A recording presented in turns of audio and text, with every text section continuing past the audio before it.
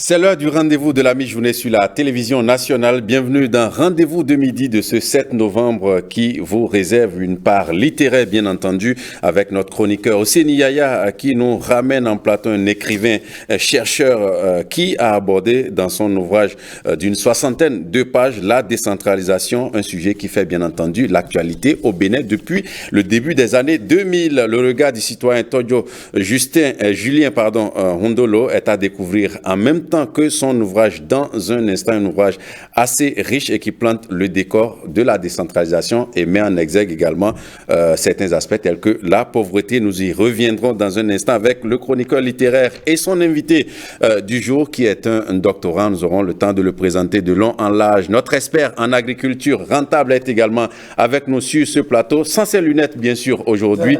L'indéboulonnable Tadagbe Valère Huanso nous présente l'ambitieux projet d'un génie de l'apiculture, Florentin Agani, qui prendra au cours de cette émission 3 petites minutes pour nous convaincre de ce qu'à chaque Béninois peut correspondre une ruche. Et puisque nous aimons bien vous voir très beau, tout beau et bien habillé, il y aura également notre spécialiste de la mode et de la beauté qui sera avec nous dans une poignée de minutes. Elle nous dira aujourd'hui les aspects auxquels il faut faire attention quand vous voulez acheter votre costume, comme mon cher Osseni Yaya qui est tiré à 4 épingles ce matin sur ce plateau. Allez, c'est parti, on va parler littérature avec vous, Osseni Yaya. Bonjour et bienvenue. Bonjour, la présentation elle fait déjà rêver. Vous avez brillamment planté le décor et évidemment nous sommes dans le jardin des lettres. Sur la rubrique Ma plume ta voix. Aujourd'hui, nous recevons un homme pluridisciplinaire, ouais, super talentueux. Bon, je ne sais même pas comment le présenter. D'accord, je vais vous aider à le faire. On va lancer le jingle et on revient juste après. Super. Je vais vous aider pour la présentation.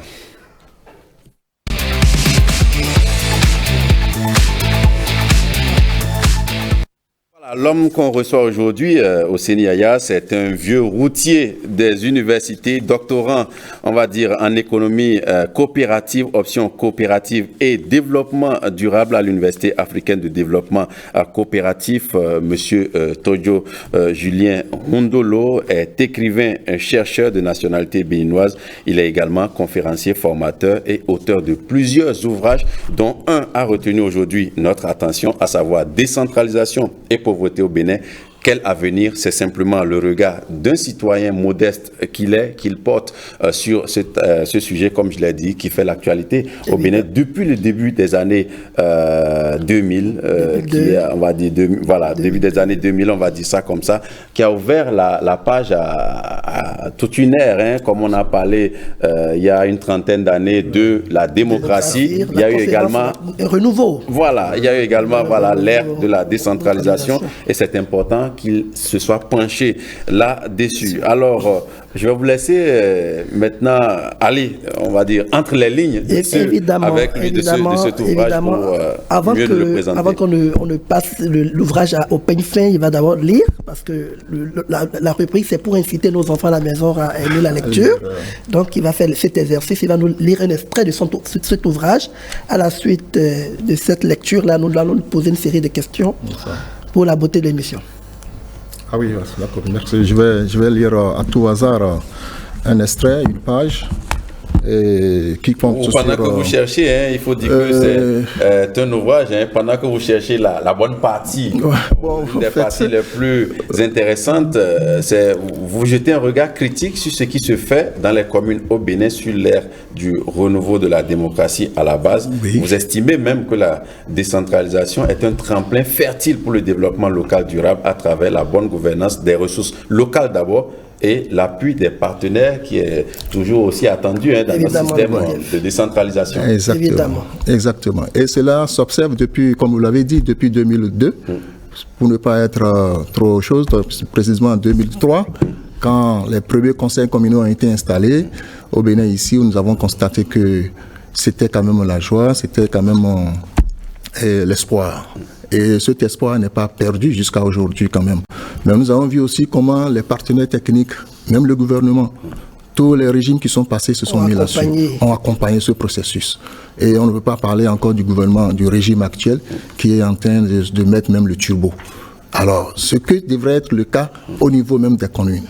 Mais c'est le contraire. Ça veut dire que le gouvernement est même pressé que les communes elles-mêmes. En attendant de mettre les petits plats dans les grands, oui. On va vous demander d'abord de lire un extrait. Lecture d'un extrait. Après la lecture de l'extrait, on va passer à la série des questions. Bon, je vais prendre à tout hasard, comme je l'ai dit, et la page 48.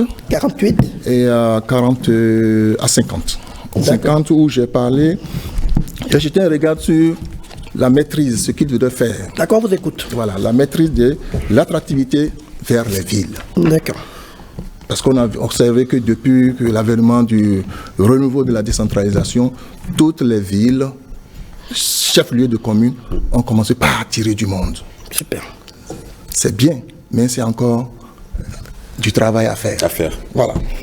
On vous suit. Au Bénin, après l'avènement de la décentralisation, il est loisible de constater que la plupart des villes principales, chefs-lieux de communes, ont commencé de façon presque unanime à se développer, à s'étendre à perte de vue, sans l'application préalable ou presque presque préalable ou le respect maximum du plan d'aménagement, j'allais dire, urbain des communes. Les villes plutôt, sont devenues les lieux de convoitise des populations, toutes catégories socio-professionnelles confondues. Cela entraîne aujourd'hui une croissance rapide de nombreuses personnes vivant dans les villes. De même, cela entraîne l'érection de nouveaux habitats, modernes certes, mais aussi l'installation de taudis, des bidonvilles, un peu partout dans les villes, comme à leur périphérie. Nous pensons que c'est l'occasion pour les communes d'avoir une politique communale claire et forte d'habitat. Cela n'est pas encore le cas partout. Les communes qui se sont essayées ne l'ont pas suffisamment appliqué. Nous voyons que les populations profitent de cette insuffisance par endroits pour s'installer de façon anarchique, puisqu'il n'y a pas d'exigence ou de rigueur pour les citoyens. Certains défient les autorités locales. Ainsi, les populations n'attendent généralement pas la mise en œuvre des plans d'aménagement et d'urbanisation des zones d'habitation avant de s'y installer en désordre, par eux-mêmes, par défaut d'anticipation de l'administration communale. Pour eux, le principal, c'est de s'acquérir une parcelle, même si cette dernière est située dans un milieu impropre à l'habitation humaine, notamment les bas-fonds et les berges lagunaires, qui sont très difficiles d'accès au vu et au su des autorités, à divers niveaux. De tels constats s'observent encore plus dans la municipalité de Cotonou, qui a instauré un programme dénommé Cotonou en campagne contre les inondations, 3CI, pour pallier les effets des inondations. C'était l'un des programmes phares de la mairie de Cotonou depuis plusieurs décennies, mais sans grand succès palpable, malgré les coûts énormes qu'il a engendrés. Les populations sont toujours inondées en période de pluie et continuent à y vivre, dans un mélange de désespoir et de défiance des autorités locales qui accordent encore à certains parmi les populations des permis d'habiter dans ces milieux. Dans ce mélange, les autorités locales se permettent encore de vendre des portions des voies et des domaines publics à des privés pour aggraver la situation déjà décriée. Ce n'est pas acceptable. Ce n'est pas ça, un acteur de développement. Nous pensons, pour le cas de la municipalité de Cotonou, au lieu de parler du programme 3CI, qui n'a pas de résultats suffisants, il serait mieux pour ces autorités de changer de paradigme. Dans ce cadre, nous proposons que Cotonou ait un programme dénommé Cotonou en campagne contre les installations anarchiques, 3CIA, des populations dans les milieux impropres à l'habitation. Ce ne serait que par ce moyen que les autorités de la municipalité parviendront à réduire durablement les inondations à Cotonou et ses environs par la mise en place efficace des plans d'aménagement, des plans d'assainissement et d'aménagement urbain. Je crois que c'est bon déjà, c'est bon. On peut s'arrêter d'abord là. Si vous voulez. Oui, c'est déjà bon. C'est déjà bon. Lors de la série des questions, vous allez toucher d'autres aspects. Ok, il n'y a pas de souci. Voilà, donc je pense un aspect très intéressant évoqué concernant surtout la capitale économique du Bénin. Cotonou. L'ouvrage a été publié, je le vois, en 2019. En 2019. Que vous avez pris 16 ans, on va dire, d'observation, parce qu'on parle de décentralisation, c'est parti de 2003 à 2019, ça fait 16 ans d'observation. C'est un averti quand même. De la chose. Voilà, qui est en train donc de toucher certaines questions. Moi, j'ai une question. Non, vous pouvez la poser. Générale sur la décentralisation. Il y avait un gap avant l'avènement de la décentralisation entre certaines communes du Bénin qui ont gardé, même après la décentralisation, le statut particulier, je mets ça en griffe comme ça, et d'autres communes qui étaient en termes de développement mal classées, on va dire ça comme ça. Est-ce que vous avez l'impression que la décentralisation avec les ressources qui sont allouées à chaque conseil communal a permis quand même à certaines villes de, je ne vais pas dire de rattraper, mais de combler un peu le gap et de faire un peu l'équilibre en termes de développement où le gap existe toujours et est toujours béant? Le gap existe par endroit. D'accord. Le gap existe et existera toujours par endroit parce que quel que soit ce qu'on fera, ce qu'on va dire, il y aura toujours des communes qui n'auront pas les mêmes moyens que d'autres. Ça, c'est lié déjà à la nature. Mais il y a aussi des communes qui vont faire le pas pour tendre vers le rattrapage d'autres communes qui sont plus ou moins en avance sur elles. Donc, quand nous prenons un peu le cas de Porto Novo, qui est la capitale. Aujourd'hui, nous voyons que la capitale Porto Novo est en train de donner un autre visage.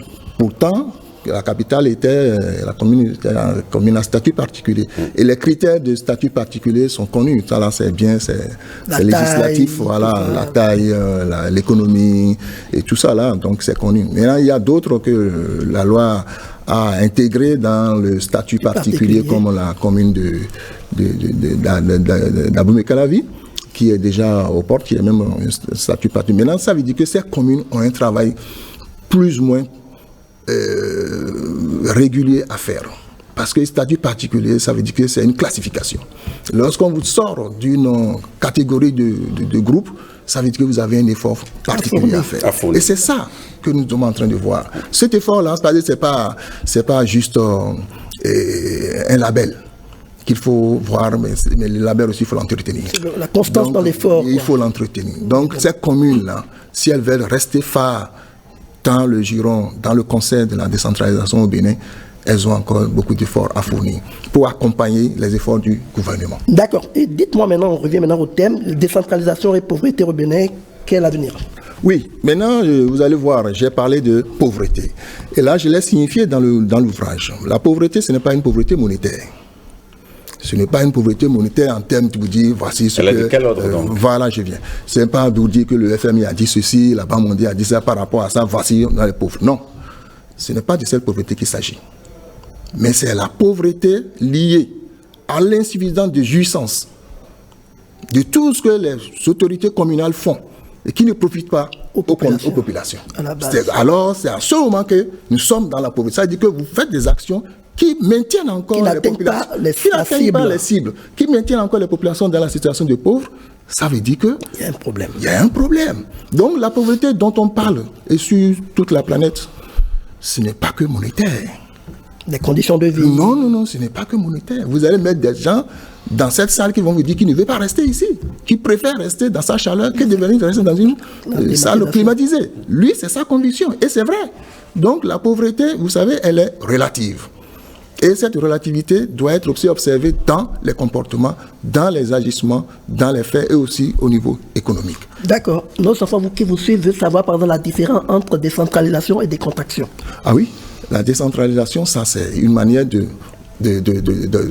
donner un pouvoir aux autres, transférer bien sûr un pouvoir à une communauté, délégué à une communauté pour pouvoir. Ce transfert de pouvoir est donné par le pouvoir central, par l'État, qui délègue une partie de ses prérogatives au niveau méso, au niveau moyen, pour dire que moi, il y a cette chose que je ne veux pas faire, je décentralise et c'est maintenant les communes qui vont faire. Quand on prend les actes de naissance aujourd'hui, ce n'est plus donné au niveau central de l'État, mais c'est les communes qui sont chargées des actes de naissance, etc. etc. Ça, c'est la décentralisation. Si on veut maintenant penser au développement d'une localité, c'est lié le plan de développement communal. Il y a un programme que la commune se donne sur une période de 5 ans, ça dépend, et pour dire, moi, nous, communes, voici ce qu'on pense faire avec nos populations pour que nos populations sortent de cette situation. C'est ça la décentralisation. Mais la déconcentration, c'est-à-dire que le ministère ne peut pas être partout, mais le ministère, pour que ce ministère sectoriel soit partout, il y a des pouvoirs qui sont donnés à des directions régionales, communales, etc. Donc le ministère central qui est à Cotonou ici délègue ses pouvoirs et prérogatives à des unités qui sont rattachées à ce ministère, mais au niveau régional. D'accord. Dites-nous quel est l'impact de la décentralisation sur le développement local durable. Oui, vous savez, lorsqu'on parle déjà même du développement local durable, c'est très important. Et c'est en cela que nous sommes en train de jeter ce regard critique de décentralisation de pauvreté au Bénin. Et quel avenir? Regard du citoyen. Vous savez, le développement local, c'est un outil. Un outil qui doit être connu, sur lequel nous devons communiquer. Mais nous n'avons pas encore communiqué suffisamment. C'est fait, hein, ce n'est pas que rien n'est fait. Si dit ça, ça serait péjoratif. Mais c'est fait, mais ce n'est pas encore suffisamment fait. Vous prenez une population, dans une commune, Lacustre par exemple, juste à côté de nous ici. Mais toutes ces populations ne savent pas réellement leur rôle dans leur milieu pour que la commune se développe. Mais ce n'est pas leur faute. Non, puisque le pouvoir central a délégué déjà, nous avons parlé de la décentralisation. Et ce que nous avons observé encore dans l'ouvrage, c'est que tous les maires aujourd'hui, à l'exception de Cotonou, et un peu partout, à la limite Cotonou et Porto Novo, la plupart des maires sont issus des localités. Faites bien le bilan, vous allez voir. Tous les maires que nous avons eu depuis 2003 à aujourd'hui, à l'exception de Cotonou, ils sont tous du milieu. Ils sont du milieu. Pourquoi? Je ne sais pas. Mais ce n'est pas parce que les populations disent que c'est leur chose. Et en ce moment, quand c'est politique, ça devient leur chose. Mais après, quand il se vient, maintenant, il faut agir pour qu'elles se sentent mieux. On ne les voit plus réclamer. Le droit. Leur droit. Je pense que le gouvernement a donc bien vu, peut-être dans le même sens que vous, en instituant les secrétaires exécutifs qui maintenant n'ont parfois rien, enfin très souvent n'ont rien à voir même avec la ville où ils sont affectés. C'est-à-dire que vous pouvez retrouver un secrétaire exécutif à Tukuntuna qui vient en fait de Lalo par exemple. Évidemment. Exactement, parce que l'acteur du développement n'a pas de nationalité. Un acteur de développement, un acteur de développement n'a pas de nationalité. N'a pas de région. N'a pas de région. Il est de partout. C'est une nation commune. C'est une nation commune. D'accord. Donc, alors, moi, je voudrais qu'un maire, c'est celui qui a un programme. Et ça fait partie des suggestions que j'ai faites dans l'ouvrage. Justement, on allait chuter par là parce que le temps est vraiment parti. Okay. Votre ouvrage n'est pas que critique et c'est cet esprit que j'ai aimé en votre plume. L'ouvrage n'est pas que critique. Il apporte des solutions. Propose également dans cette dernière page des approches d'anticipation des obstacles au développement local. On va vous laisser donc chuter conclure sur cet aspect-là. Bon. Très intéressant. Et non, les approches d'anticipation. L'anticipation, déjà, vous avez parlé de ce que c'est le développement local durable. Et l'anticipation, c'est le principe de précaution. ceux qui sont dans le droit de l'environnement vont vous parler du principe de précaution. La prévention et la précaution. Mais la précaution, par anticipation, c'est le développement durable. Projection. Pour la projection. Donc nous voulons atteindre le développement durable, le niveau auquel il faut être, de sorte que nous, aujourd'hui, on soit satisfaits et qu'après nous, ceux qui viendront aussi soient satisfaits.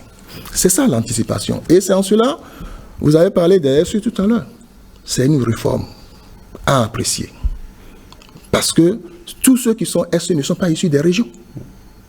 Donc ils ont une capacité de voir le développement. Et c'est là où il faut féliciter le gouvernement. Et c'est là où moi je félicite le gouvernement. C'est là où moi je vois. Et en premier lieu, son chef. Le chef de l'État. Patrice Talon. Son Excellence Patrice Talon. Qui pour sa vision, la vision du développement, la vision d'anticipation. Et j'ai vu que le chef, bon, c'est vrai, nous avons fait d'autres travaux sur ses qualités en matière d'anticipation et on a vu qu'il anticipe. Et le développement durable, c'est l'anticipation. Celui qui n'anticipe pas ne peut pas atteindre le développement durable. On vous remercie. Même si nous sommes à nous-mêmes. Mais il y a des aspects sur lesquels je voudrais quand même venir avant que vous ne concluiez. En conclusion alors, parce que on a... Non, je ne suis pas encore... Bon, ça dit, parce que pourquoi nous avons ces problèmes? Et ça fait partie des suggestions que j'ai faites tout à l'heure. Dans l'ouvrage, j'allais dire. Vous voyez notre mode d'élection de nos conseils communaux, les élus locaux. Cette manière de les élire là, ne peut pas nous porter loin. Quelle est la proposition? Voilà. Cette manière de les élire là, on va faire 1000 ans dans cette approche, on n'ira pas. Qu'est-ce que vous proposez? Je vais proposer que, ou je propose que, chaque parti politique ait un programme, un projet de société. Donc, un parti politique qui veut aller aux élections communales doit avoir 77 projets de société. Parce que chaque on doit savoir ce qu'ils doivent faire pour chaque arrondissement, chaque commune. Il ne faut pas venir tergiverser. Il ne faut pas venir tâtonner. C'est vrai. Il y a beaucoup de tâtonnements. Et c'est là où nous sommes en train. Et c'est là où, vous allez voir, c'est comme si c'est le gouvernement qui est encore dans les communes. C'est vrai. Non. À travers le projet d'asphaltage, par exemple. À travers le projet d'asphaltage, c'est le gouvernement. Mais ce n'est pas vrai. Le gouvernement doit accompagner leur programme. C'est clair. Mais leurs programmes sont limités. C'est classique, c'est limité. Ce n'est pas des programmes d'ambition. C'est ce que je voudrais proposer pour suggérer, pour dire que si nous voulons une décentralisation durable, du développement local durable, il faudrait que désormais, si on prend un parti lambda qui veut aller aux élections communales, que la loi leur impose désormais que l'arrondissement 17e, Cotonou c'est 13 arrondissements. Ça fait 13 projets de société pour ce parti-là. On vous aurait entendu, le temps est impacté, c'est très intéressant, j'aurais voulu continuer, mais pour...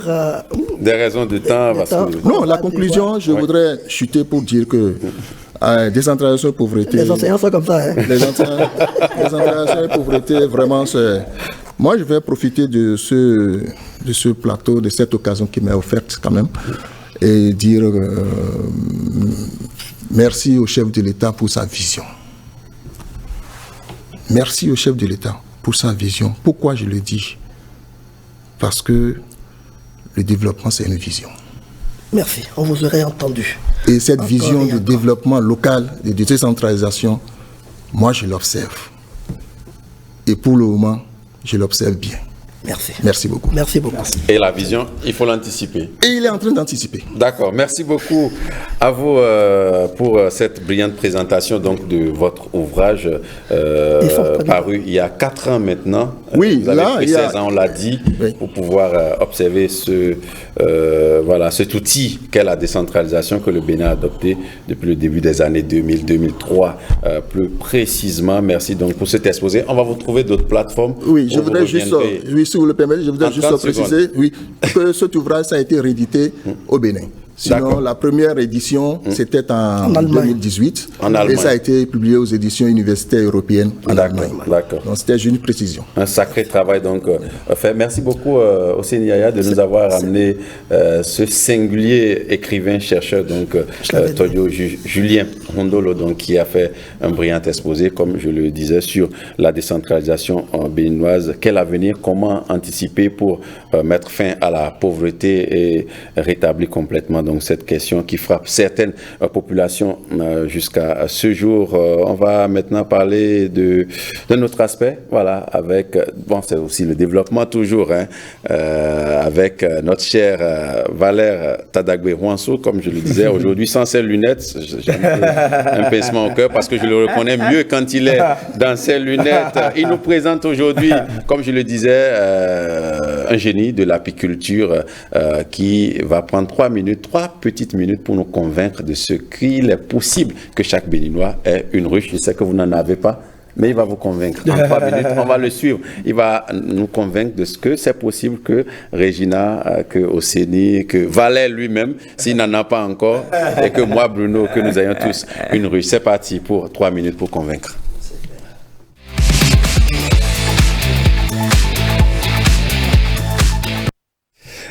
Valère Tadagbe-Hwanso, bonjour et bienvenue.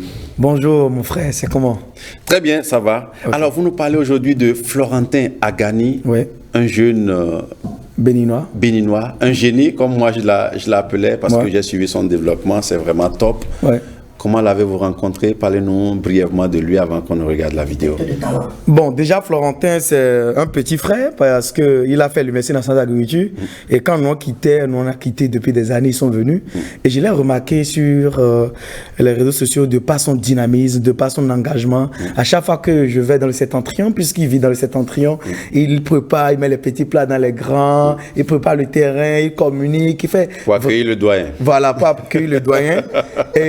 Mais à chaque fois, il m'a sollicité pour dire, doyen, viens voir ce que je fais au nord. Mais j'ai dit, ben, tu fais quoi? Bon, envoie-moi ta vidéo, je vais voir ce que tu fais. Ben, il a fait la vidéo, j'ai dit, ben, est-ce que la vidéo que tu as envoyée, est-ce que tu peux la refaire en format 3 minutes, en respectant ce qu'on peut montrer à la télé? Il a fait, et j'ai vu qu'il fait un travail incroyable. Vous savez, aujourd'hui, si les abeilles disparaissent, nous mourrons tranquillement. Il n'y a rien à faire. Il n'y a pas de vie, il n'y a pas de fleurs, il n'y a pas de fruits, il n'y a pas de récolte, il n'y a rien du tout. Pas de miel, rien. Pas de miel, c'est même pas le miel. C'est-à-dire la pollinisation. Il n'y a pas de mangue, il n'y a pas de papaye, il n'y a pas de banane, il n'y a pas de maïs, il n'y a rien du tout. Nous mourrons. Les abeilles sont les agents pollinisateurs naturels qui existent. Après les abeilles, nous avons l'air, le vent, les hommes. Par exemple, vos mains, vos cheveux, vous pouvez transporter le pollen d'un pied de maïs à un autre pied, d'un manguier à un avocatier, ainsi de suite. Sans ces agents pollinisateurs, nous sommes décédés, complètement. Simplement. Et donc, lui, son projet est vraiment vital. C'est un projet d'abord qui va changer la vie déjà des gens qui font par exemple dans l'anacade. D'accord, les gens qui font des vergers. Quand tu associes les ruches aux vergers, tu as un rendement multiplié fois 1000 quoi. C'est-à-dire c'est 1000% de rendement parce que la pollinisation est optimale comme on dit souvent. Or si tu laissais tes pied de d'anacade sans pollinisation, bon, tu vas avoir un rendement mais un rendement minime. Et donc les abeilles, c'est la vie. Et il est en train de faire cette promotion et on doit l'encourager. Coûte que coûte, on doit l'encourager. Parce que c'est un projet d'abord environnemental et national. Et il nous dit que c'est possible que chaque Béninois ait une ruche, que Regina ait une ruche, qu'elle s'habille bien, qu'elle fasse beauté, qu'elle fasse mode, mais qu'elle ait une ruche également à côté de cela. On va suivre Florentin Agani, on revient juste après. Salut à vous, je suis Florentin Agani, promoteur de Empire de l'abeille, qui est une entreprise de levage des abeilles pour produire du miel pur, de la cire d'abeille et de la propolis. Je suis promoteur de la marque de miel pur du Akowé et miel pur du Nord qui se retrouve un peu partout au Bénin. Et aujourd'hui, j'ai l'immense honneur de vous présenter un projet qui a un impact d'abord sur le plan environnemental, sur le plan social et enfin sur le plan économique. Le projet est dénommé à chaque citoyen sa ruche. Beaucoup de nous ici présents avions certainement des parents au village qui pratiquent chaque jour l'agriculture. C'est-à-dire, ces parents-là, c'est des gens qui vont tout le temps au champ. Ils ne vivent que de ça. Pourtant, leur situation ne change pas. On aura tendance à croire avec eux que la terre ment.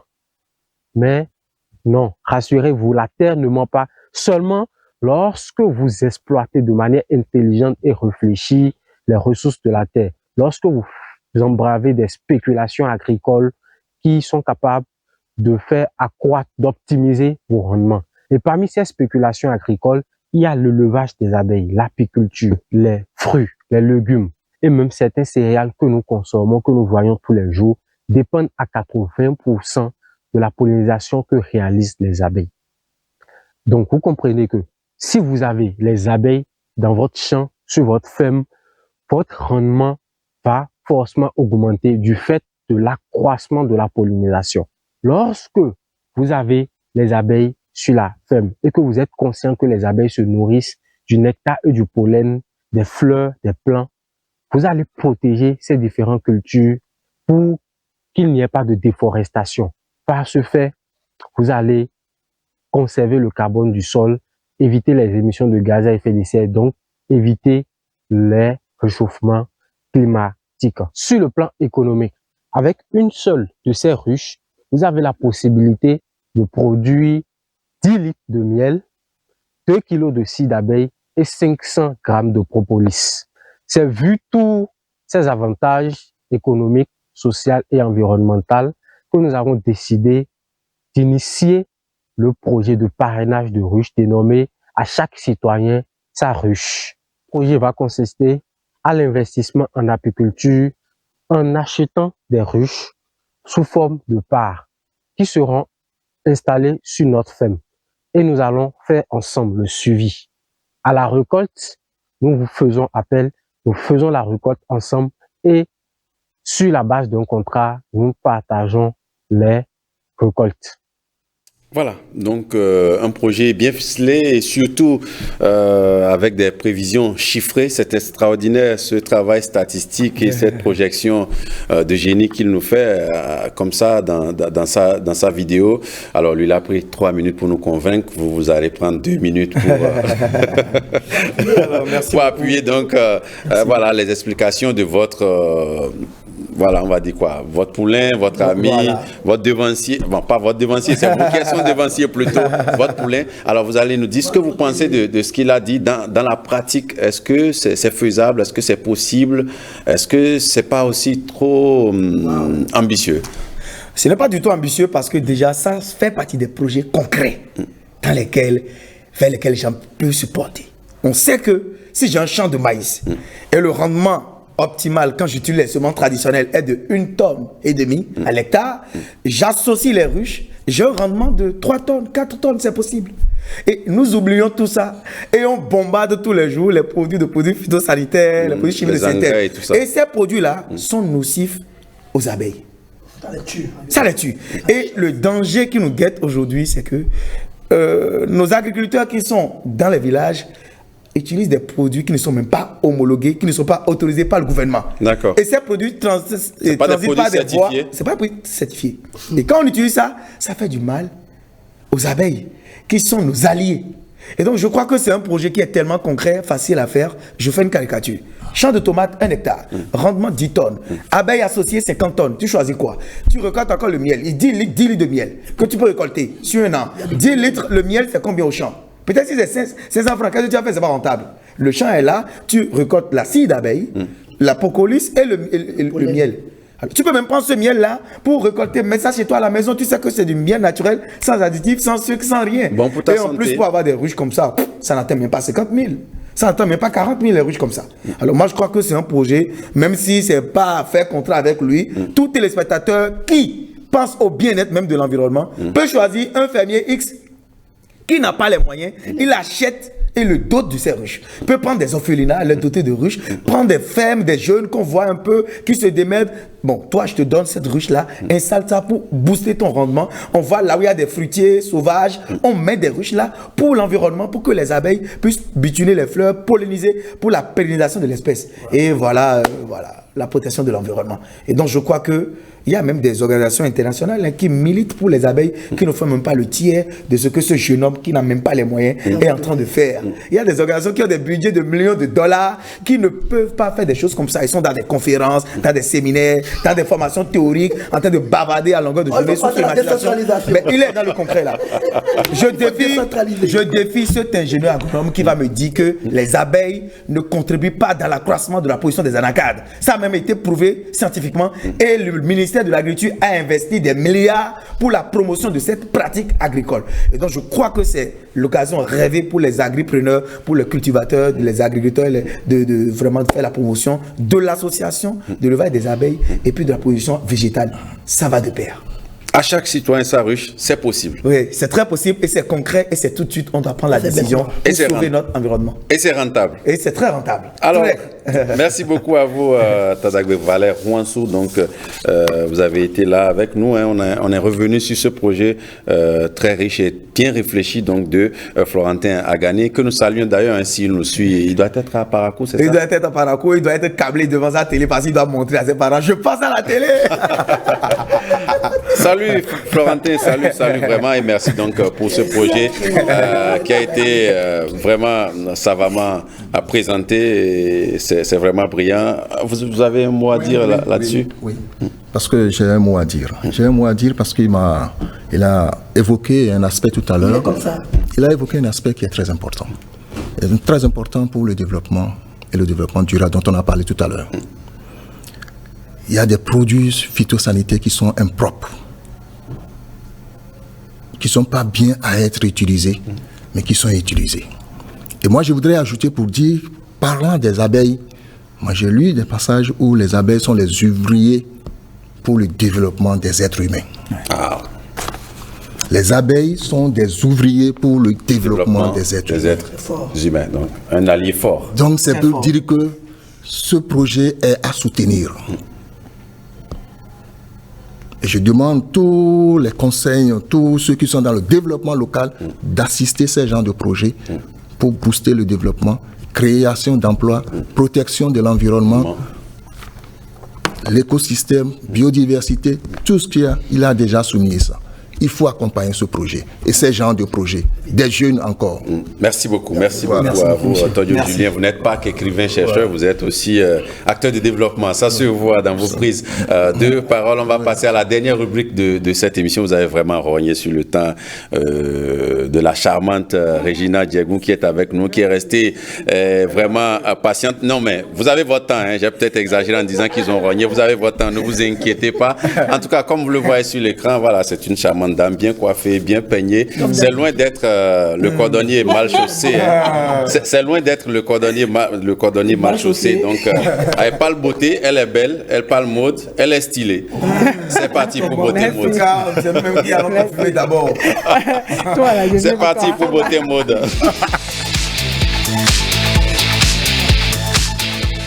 Alors, le constat est frappant sur ce plateau. Nous sommes 3 sur 5 à être en costume. Voilà. En costume. Et aujourd'hui, comme si elle a eu le nez creux, Regina Diegou, notre spécialiste de beauté mode, elle a décidé de nous parler des costumes aujourd'hui parce qu'elle a remarqué que beaucoup d'hommes achètent des costumes un peu n'importe comment, sans tenir compte de certains aspects très astucieux qui vous permettent juste, si vous faites un peu attention, de choisir un costume qui vous va très bien et qui, lorsque vous le portez, ne laisse personne indifférent. Et aujourd'hui, avec les images, vous allez nous expliquer pas à pas les aspects auxquels il faut faire très attention à l'essai. Oui. Quand on veut prendre une veste, on ne peut pas prendre n'importe quoi parce que c'est dommage quand vous investissez 200 000, 300 000 et qu'après vous portez cet habit qui vous a coûté si cher et qu'il ne vous va pas. On va partir avec la première image. Vous avez pris certains pans de la veste auquel il faut faire très attention quand on veut acheter un costume. Et vous allez nous donner des explications. Là, d'abord, c'est quoi? On l'appelle cran de revers. Le cran de revers, oui. D'accord. Lorsqu'on veut acheter son costume, il faut faire attention au cran de revers. Lorsque vous mesurez plus de 1,80 m, là, le cran de revers doit être légèrement plus bas que là. D'accord. Et lorsque vous... Alors, c'est une évaluation et en même temps, donc chacun évalue son costume. Oui, je lui ai dit de votre costume. Ah, il a fait un dessin, c'est pour faire. Alors, on va revoir la vidéo donc du cran de revers dont vous nous parliez donc pour les explications. Ok, voilà. Le cran de revers. Là, donc, lorsque vous êtes élancé, donc plus de 1m80, oui. Le cran de revers doit être un peu plus bas que sur la photo. D'accord. La photo qu'on voit.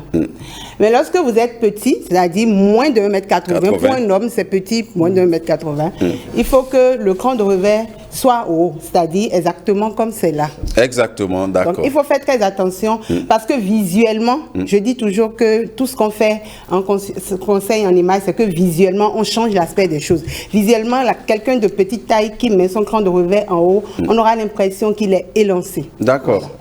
Alors que ce n'est pas le cas. Alors on va passer à la deuxième image, toujours un autre aspect à voir de près quand là, on veut prendre... Là, c'est l'emmanchure. L'emmanchure, d'accord. Il faut faire très attention à ça. Et ça, je remarque que beaucoup de personnes ne font pas attention à ça. Lorsque l'emmanchure est très basse, ça... Lorsque vous levez le bras... Oui, lorsque vous levez le bras, la veste se lève avec vous. D'accord. Ça suit votre mouvement. Ce qui n'est pas bien. Ce n'est pas normal. Comme le pasteur. C'est pas gentil, c'est pas gentil. Moi, je connais des pasteurs qui portent des vestes avec un manchure très haute. Voilà. Oui.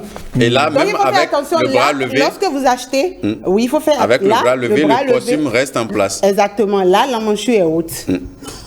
Oui. C'est bon ou bien c'est pas bon? C'est bon, c'est ça qui est bon en fait. Donc quand tu veux acheter, tu mets la veste devant un miroir. Quand on veut acheter un costume, en l'essayant, il faut lever le bras pour voir. Exactement. Est-ce que la veste... Est-ce que ça se lève avec vous? Quand ça se lève, c'est pas bon. C'est mon gars là. La manchure. Ah non. Il faut parler, ma soeur. Il faut oublier aussi la dimanche. Tu n'as pas porté costume et tu le fais pas. On y va. Allez, on va passer à l'autre image également, toujours des aspects à vérifier. Donc, voilà. Au moment de l'achat de votre costume. Il faut faire attention à l'épaule, c'est-à-dire il faut prendre une veste à sa taille. Il ne faut pas prendre des vestes qui sont qui ont une taille au-dessus de votre volumineuse. Taille.